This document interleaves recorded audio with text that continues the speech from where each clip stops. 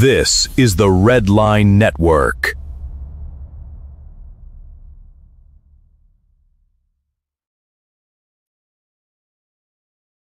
Red Line Network Outlaw is crisp, crushable, refreshing. Available by the case, tall boys, 16-ounce six-packs or singles. Go to outlawbeer.com to find the nearest can or tavern near you. The Red Line Network proudly raises their cans to you. Stay bold, Outlaw. Ladies and gentlemen, welcome to Early Evening Sports Buffet with the Ginch. I am said Ginch. Ryan F., your host here on the Red Line Radio Network. I believe Jason Staples got back to me on that last hour. He got delayed, which I understand completely. He's going to be coming on here shortly. We'll talk about North Carolina football. Bill Belichick's second year upcoming. Well, I have to be honest with you. Their defense wasn't too bad last year. Their offense stank. They were abysmal. Just abysmal. Some news and notes from around the world of sports today. NFL news. As soon as it comes up here, as it's buffering. Per some sources, I guess, whatever sources it might be. Supported by Courtney Cronin, ESPN. Darnell Wright and the Bears have reached a 4-year, $116 million extension. He's the right tackle for the Bears. Sources told ESPN's Jeremy Fowler and NFL Network's Ian Rappaport that the extension is for $116 million, $93 million guaranteed. After taxes, I don't know what that equates to. Makes Wright the highest paid right tackle in NFL history. Go figure. Among offensive tackles, Wright's $29 million per year average, only the $30.1 million that Laramie Tunsil received annually as part of his extension. He signed with the Commanders in March. So the Bears sure up the right side there. Bad news for the Falcons. You're going to see this more and more as training camps go on. The edge rusher for them, Jalen Walker, he's feared to have torn his ACL. Put it by Mark Raimondi, ESPN. He's going to have an MRI tomorrow. When actually he was actually headed straight to have an MRI after practice. That sucks. That really sucks. It is the kind of stuff you hate to see. Fortunately, it happens in preseason. World of Basketball reported by Dan McManaman. ESPN. Luka Doncic's ex-fiance withdraws child support petition. Anna Marie Goltez, his fiance, has withdrawn the petition. The petition was seeking child support and attorney fees from Doncic. Sources familiar with the situation told ESPN require Goltez to submit a responsive pleading by Monday ahead of the court date. She said, quote unquote, I am withdrawing my petition for child support with the specific intention of resolving this matter amicably and by a mutual agreement which is the best interests of our children. So she did a complete 180. But if they can solve it amicably, that would be fantastic. Carson Beck is going to start the Hall of Fame game for the Cardinals. Whatever.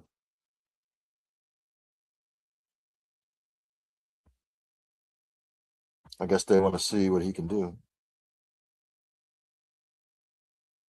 The preseason blows. I don't put any.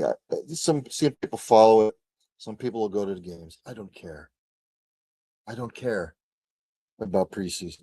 All preseason really is good for getting people hurt. I've said it before and I'll say it again. If you just if you want to play the Hall of Fame game, that's great. Whatever, fantastic. More power to them. But as far as preseason games, they should get rid of them. Again, just have inter squad scrimmages, or again, make it regional. One game the Jets can play the Giants. Then the next week the Jets can play the Bills. Just make it regional. One week the Seahawks will play the 49ers. The following week they can go down and play the Cardinals. Just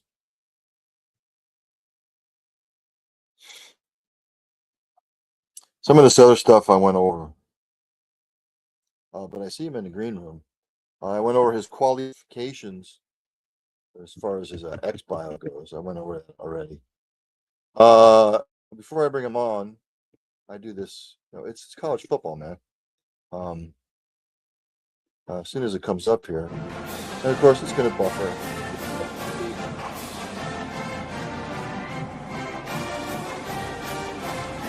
North Carolina Tar Heel fans will recognize this song, Fight Song.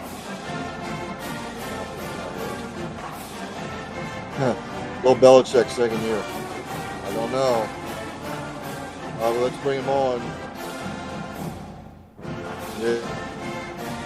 As he comes up here. There he is. All right, that's enough of that. Jason, thanks for coming on, man. I appreciate it. Yeah, sorry I ran a little bit late today, but we're here. That's okay. Understandable. Look, right in the year two of Bill Belichick, I was never crazy about the hire.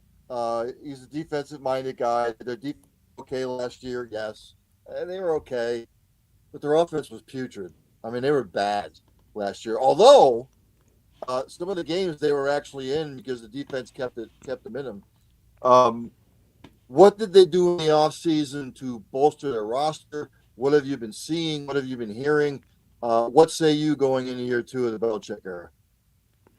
Well, I mean, I think the biggest thing they did is they changed their offensive coordinators and they hired a guy who has a record of, coordinating good offenses as opposed to what they had last year, which it was, I mean, let's be honest, it was baffling that Freddie Kitchens got hired as the offensive coordinator in the first place for Bill Belichick in year one. And, I think the general consensus when he was hired was, I guess Belichick wasn't able to get anybody that he actually wanted and was pursuing for the offensive coordinator position. So, Kitchens got it by default. And, I mean, Freddie said he wasn't even interviewed for the position. He just kept coming. I mean, it was a George Costanza style hiring where he just kept coming into work and then, he found himself as the offensive coordinator. And, the results were George Costanza-ish. And there were times last year where I think if he'd just done the opposite, just gone full Costanza when Costanza had success by doing the opposite of his instincts, Carolina probably would have been better off. But the biggest thing is that they went out and they replaced Freddie Kitchens with Bobby Petrino. And say what you want about Bobby Petrino in terms of his overall, off the field stuff and some of his stuff as a head coach, the dude can coach offense. There's no question about that. He's always been able, there's only really been, 2 seasons in his entire career where he's not been able to generate a quality offense. And, most of that was due to his deficiencies as a head coach and as a person.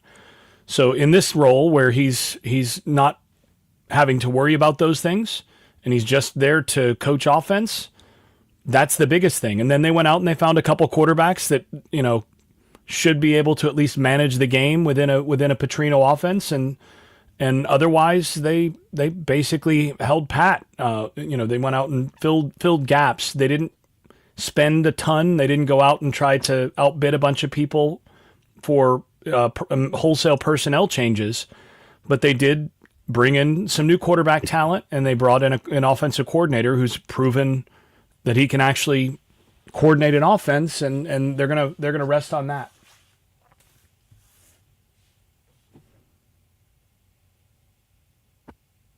Sorry, just a little bit of a lag, having some connective connectivity issues. I don't know if it's on my end. Is it storming out here? No, it's not storming out here. It just might be. Did you lose me there? There he is. You got me?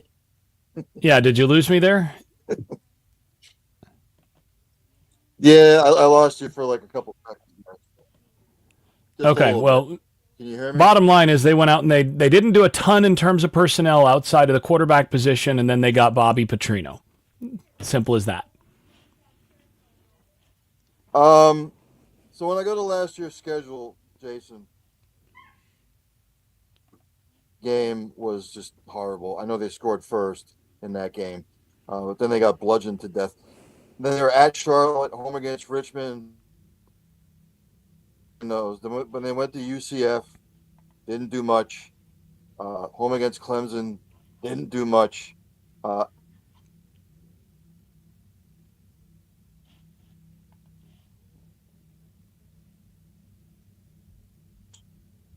They should have beaten Stanford. The Wake Forest game was kind of like back and forth there for a little bit. Home against Duke, they could have won that one, and then at NC State, they took it on the chin. But there were 3 or 4 games last year where they could have won. What would you say if they're in those types of games this year? What do you think might be the difference this year as opposed to last year? Well, I mean, last year's team against Power 5 competition averaged 17 points a game. Right. You're not going to win a lot of games doing that. I mean, there's the old saying that, they can't win if they can't score. Well, you can't win if you don't score either. And, you look at Bobby Petrino, he has historically put together offenses, even in situations where his teams were largely out-recruited by their competitors, such as last year at Arkansas, though they did have some talent in that Arkansas team. But you go back, he's been at a variety of places without a ton of talent, and he's consistently put up 32 points a game, I think is about the norm for him. If you think about Carolina last year, if they'd averaged 32 points a game, they're probably a 7 or 8 win team. So, maybe more. Probably an 8 win team last year, if nothing else changes and they just score 32 points a game. Depends on where you put those points, obviously. I mean, you put those in the Cal game, the Wake game, a few of those games where they didn't get blown out, and all of a sudden you're reversing 4 wins, basically, most likely. The tricky business is they're going to have to be a lot better this year to be able to replicate that, because the schedule last year was probably the softest schedule in the Power 4. And this year is on the upper end of the Power 4. It's one of the tougher schedules in the ACC, at least, because not only you're playing against several of the best teams in the ACC, but you're also playing Notre Dame. And so this schedule, and Notre Dame and TCU. And so this schedule doesn't have a bunch of fluff. So it's going to be hard for them to replicate, even if they're, let's say, 6 or 7 points better this year. Let's say they're the same on defense, and they go from 17 points a game against Power 4 competition. Let's say they're 10 points better and they score 27 points a game. That still might not be enough to win more than, say, 6 or 7 games against this schedule, because it's just a much harder schedule than it was last year. Talk to me about the defensive side of the ball. What upgrades have been made? Is he going to implement the same sort of game plan? Because look, I went back and took a look at the statistics last year. They weren't horrible. They were just sort of like middle tier in the statistical categories. And again, some of those games were defensive. Again, if they wouldn't have, they could have just scored 27, 30 points last year a game, like Jason was saying. They could have won 3 more games. But on the defensive side of the football, is he going to change anything, or is he going to implement the same kind of thing? I think they're basically going to run the same defense. It's just going to be a matter of how much they have to protect against some of their weaknesses against better competition. Because last year the defense was good when they played teams that had a fainter pulse. When they played teams like TCU and, Clemson and teams like that. Those teams put up numbers, and they didn't just put up numbers. They put up numbers early in games, and they were able to run that defense out of the building a few times. So, the defense was middling, but it was good to very good against bad teams, and they got overwhelmed against good teams. So they've got a bunch more good teams on this schedule. So the question is how much they're going to be able to protect some of those weak spots. I do think there are some things that they did that will help them this year. I think the linebacker position is better than it was last year, particularly Peyton Seelman, the transfer that they got from Richmond. I think he's going to be a guy in the running for all ACC recognition by the end of the season. He's probably going to be on one of those all ACC teams, if not the first one, probably second or third team. And, they weren't very good at linebacker last year. They were, average at a little bit above average at one and then bad at the other.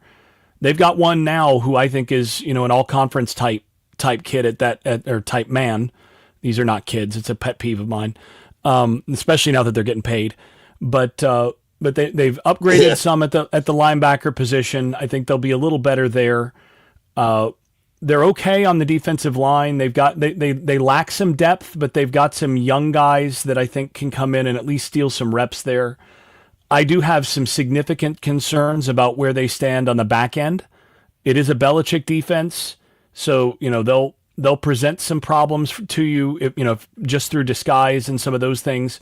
But I do think that there are places where better teams with quarterbacks that can throw the football are going to be able to have success on the back end.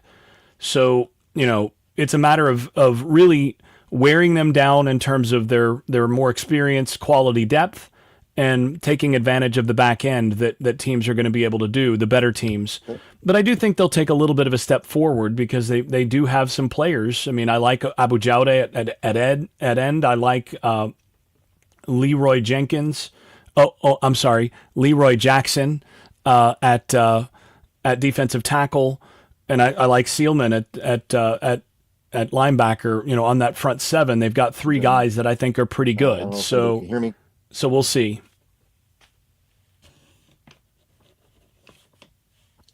Let me jump to the schedule here. Obviously, they're opening it up in Ireland.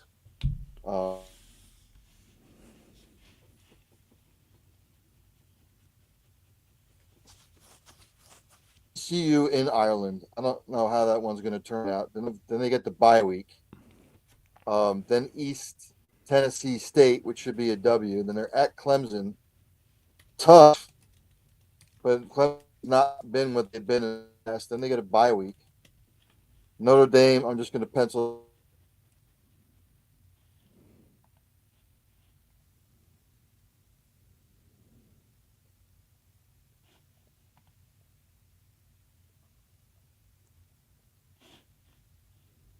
Louisville, again, should be tough. At Virginia, it'll be tough. Then, of course, you get the rivalry game Thanksgiving weekend. This is not an easy schedule. No, my general rule for how, for what makes a schedule harder or easier is how many teams on your schedule are actually capable of beating you without needing a miracle. And, you look at this schedule and how many of these teams would basically need a miracle? I mean, you got East Tennessee State, and that's it, right? Maybe UConn. East Tennessee State and UConn are two teams that, in terms of personnel are outclassed. Everybody else, TCU, Clemson, Notre Dame, Pittsburgh, Duke, maybe Syracuse you put on that list. So maybe you got 3 wins that you feel real comfortable about with UConn and Syracuse. But even Syracuse, I'm not sure about. They're going to have their quarterback back. Miami, Louisville, Virginia, and State. Those are all teams that are either better than you in terms of personnel or basically even with you. And so, you've got at least 9 games where you're playing against teams that are better or roughly in the same tier as you talent-wise. So, out of those 9 games, are you going to go 5-4 or are you going to go 4-5? That's kind of how I think about it. And, maybe if you get worn down, you lose a couple guys, you don't have a ton of depth. Maybe you end up 3-6, maybe end up 2-7. That just gives a big delta for what the possible outcomes might be, I think, for this team.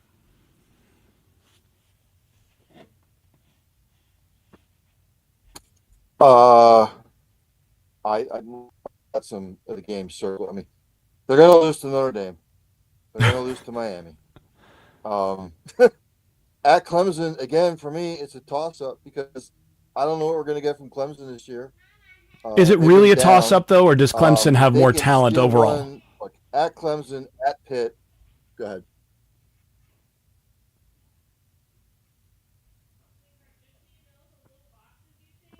I lost you for just a second. What were you saying? I was saying, is it really a toss-up against Clemson at Clemson, or is Clemson just, even though they're a question mark, or do they have more talent on their roster? Look, again, with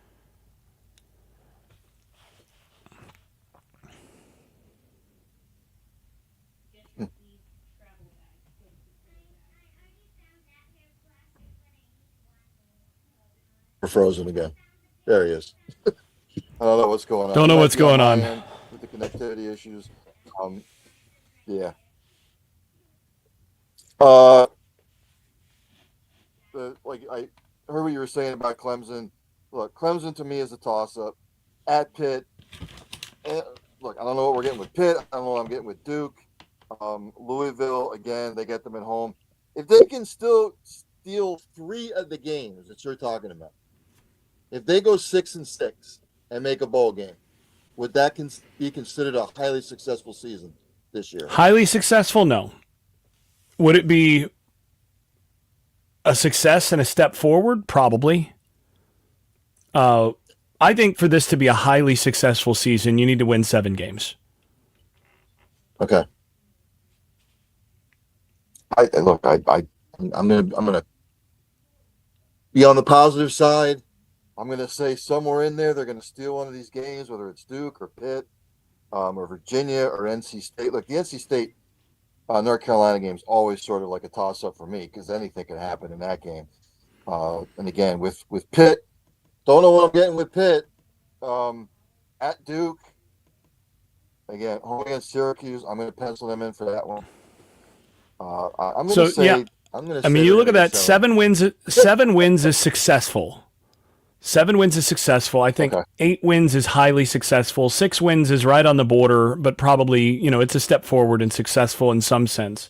I think that's kind of how you have to look at it. And, Mac Brown famously said 8 wins is pretty good around here. So you hit 8 wins and there you go.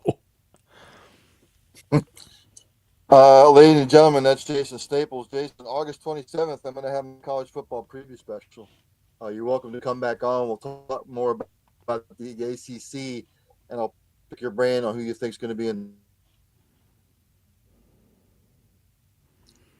And of course, when I say that, I lose him again. Sounds good. I heard most of that. Sounds good. We'll try to make it work. Yep, we'll try to make that work. Depends a little bit on timing, but it's always good to talk. Always good to talk. Always good to chat with you. All right, buddy. I'll see you later. Yep. Thanks.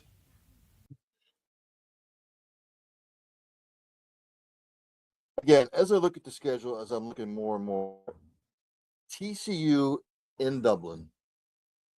Thanks for the thumbs up, by the way. Whoever did that, it's greatly appreciated. TCU. I don't know what I'm getting out of TCU. I'm going to throw that one as a toss-up. Neutral site. Who knows? Then they get a bye. They play on my birthday, by the way, August 29th. First day of college football. Then they get East Tennessee State at home. So they get to 2 weeks, then they come home for some home cooking. East Tennessee State, that's a W, as far as I'm concerned. TCU is a toss-up. Then they're at Clemson September 19th.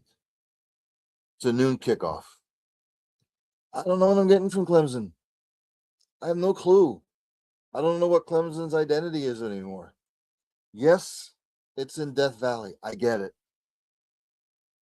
But Clemson has not been relevant for the last 5 years. 6. Going all the way back to when they got their ass kicked after the 2019-2020 season when they played LSU and they got bludgeoned. Then they get another bye. Then they get Notre Dame at home. Most likely a loss. Then they're at Pitt, October 10th. I wouldn't see why they couldn't win that one. Then they're at Duke. I get it. It's in Duke. It's at Wallace Wade Stadium. It's in Durham. It's winnable. Home against Syracuse, winnable. Home against Miami. I'm probably going to put that in. It's probably going to be a night game. At UConn, should be a W. Home against Louisville. Toss up for me. Virginia, toss up. NC State, toss up. And look, they get Notre Dame at home. They get Miami at home. They get Louisville at home. They get NC State at home. So if I look at East Tennessee State, Syracuse, and UConn, those are 3 wins. You got to go 4-5 the rest of the way. It's doable. It's doable. Let me jump back to news and headlines from around the world of sports today. Where was I going? Let me pull it back up. Forget where I left off. Brock Lesnar is retiring from the WWE. Okay. I haven't followed the WWE since the days of The Rock, Stone Cold. It's been a long time. Ex-Liverpool star Mohamed Salah, he is in talks to join Trabzonspor. It's in the Turkish league. After his career starts. Some other NFL news. What else here? Mike Parsons said he'd like to come back by week 6 against his former club. We'll see. Some of this other stuff I've already been through, so nothing on that front. NBA news.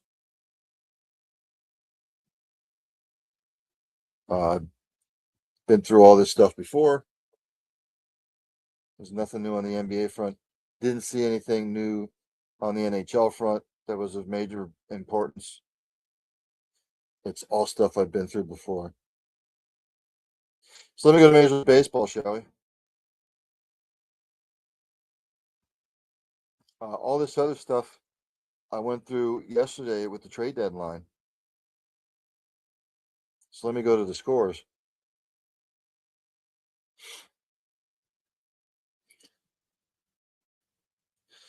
Scores ongoing right now. The Orioles are up on the Angels 2-0 in the bottom of the 8th. Right now, top of the 7th, the Athletics and the Reds are tied 3 apiece. They're deadlocked.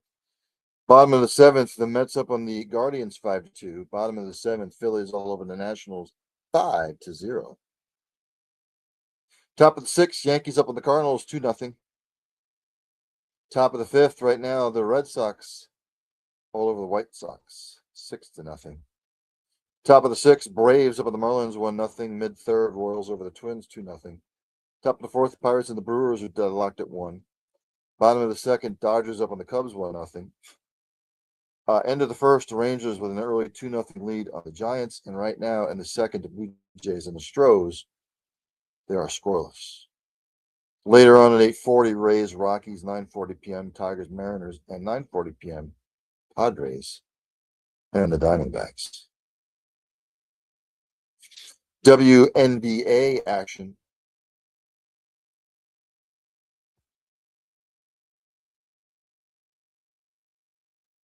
One game tonight. The Tempo and the Valkyries tip off 10 p.m. I think I'm going to end it there. The golfing will kick off on Thursday. NFL camps in full swing. NBA, NHL is taking the back seats. World Cup is over, so the NFL and Major League Baseball will dominate as WNBA will as well. College football. Today is the 4th. We're T minus 25 days till then.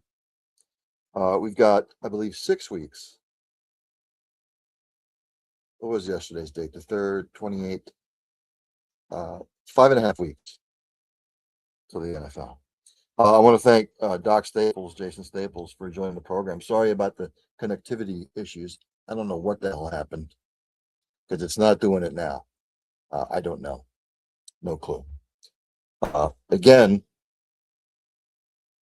let me do this before I have a dumbass moment.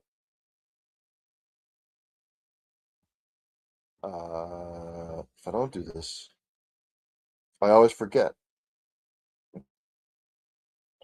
Let me pull it up here. I got to pull up my stuff. Got to pull it up. As always, let me pull my ugly ass off. As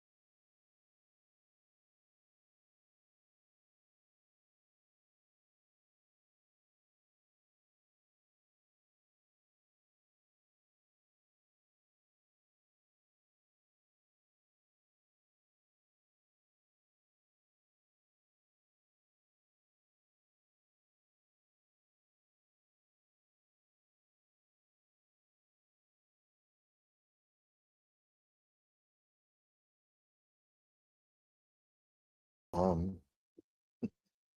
power of live broadcasting, live podcasting. Yes, you'll have these issues. But again, now it's going to bring it up, isn't it? Now it's just doing its thing. I don't know what's going on. It might be some gremlins in my laptop computer. There might be some gremlins in the system here. I don't know, but it's going crazy. As I say at the end of each show, practice compassion, practice empathy, passion for whatever it is you're doing. Somebody every once in a while, you might make their day. Tell somebody you love them. You might not get a second opportunity. And if you see somebody struggling, no matter what the situation is, ask what's bothering them. How can you get them help? How can you help? Because you might be saving a life. You might be saving a multitude of lives. I would end the show with Dandy Don Meredith take me out with turn out the lights, the party's over. But my whole screen has gone completely haywire. So I will see everybody on Thursday, as tomorrow I have no shows. At 7 p.m., it will be early evening sports buffet with the Ginch.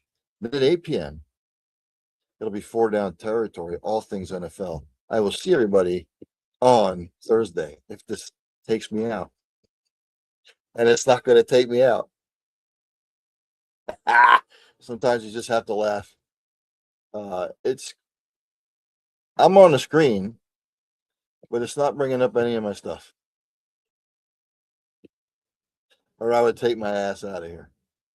Let's try this. Let's try rebooting. Reloading. See what this does. Good stuff. You gotta laugh. Right now it's buffering. We'll see what this does. If it takes me out or not.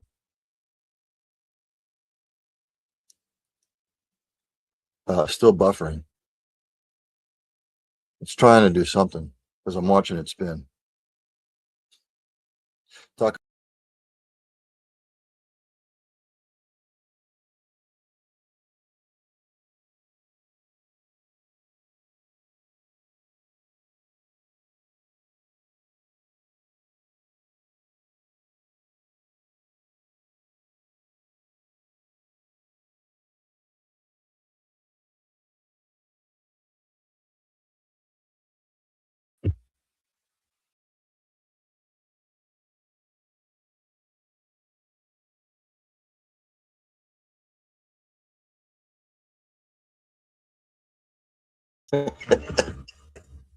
Let's try this again. While I have everything up.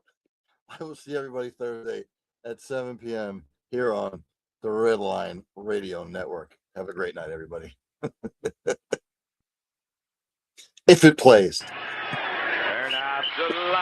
It's doing its thing.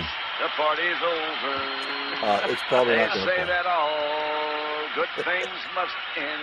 I have no idea what's going Call on. it a night. The party's over. And tomorrow and next year starts the same old thing again. Turn out the lights. The party's over.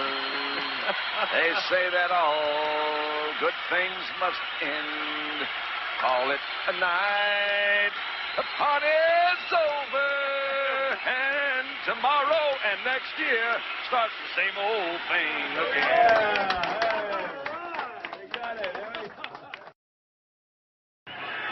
Turn out the lights.